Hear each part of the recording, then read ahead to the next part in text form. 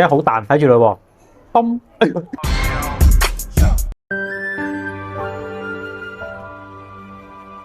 等等，哇！揸咗幾百公里，終於嚟食到真正嘅觀塘潮汕牛肉啦 ！Go！號稱係潮州牛肉火鍋嘅頂流。如果你平時都有碌下潮州牛肉火鍋，咁呢間觀塘兄弟咧就一定睇到過啦。佢哋會有專供嘅屠宰場，保證牛肉嘅新鮮。咁同埋記住每日10點同4點2個功課時間嚟食喎。終於食上觀塘牛肉啦！嗱，呢個咧就係牛丸。咁啱啱已經因為太肚餓，已經試咗粒噶啦。咁啊肉質咧係好細膩，而且好彈，睇住佢喎，嘣！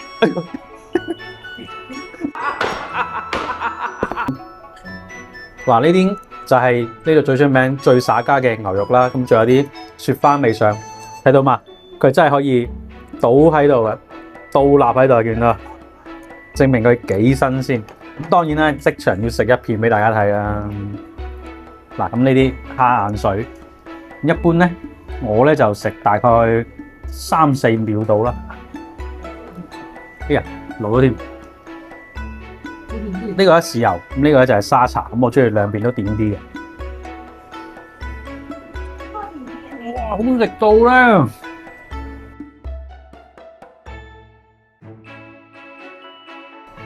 嚟到戲肉，一定要食佢哋呢度咧，號稱係最 top 嘅雪花。咁咧，我都係好期待嘅，真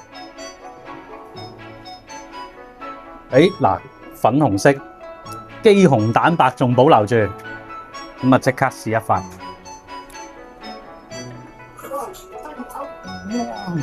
好食到咧！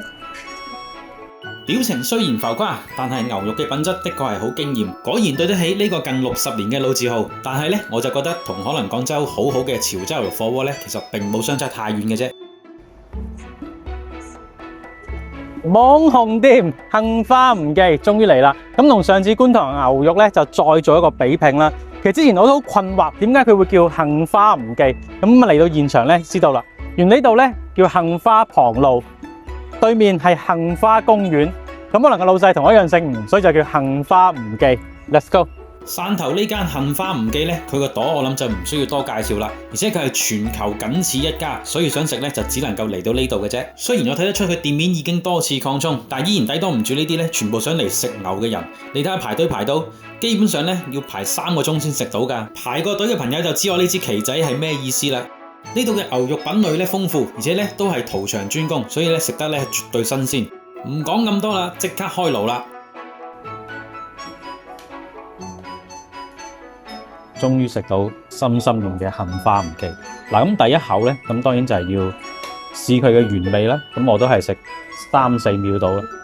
呢個咧係吊籠啊，哇！睇下嗰啲分佈。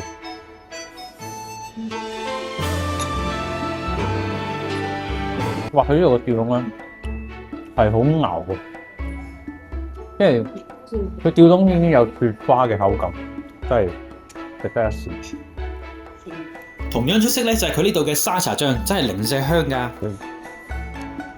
嗱，繼上一次呢個觀塘兄弟牛丸彈力測試，今次到呢個汕頭杏花吳記。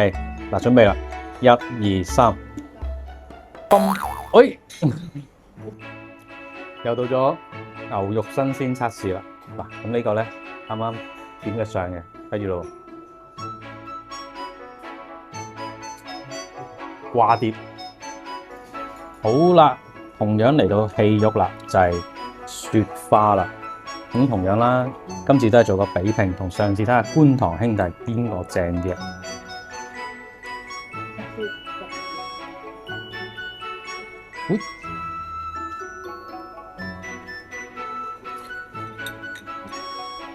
哇，好食到咧！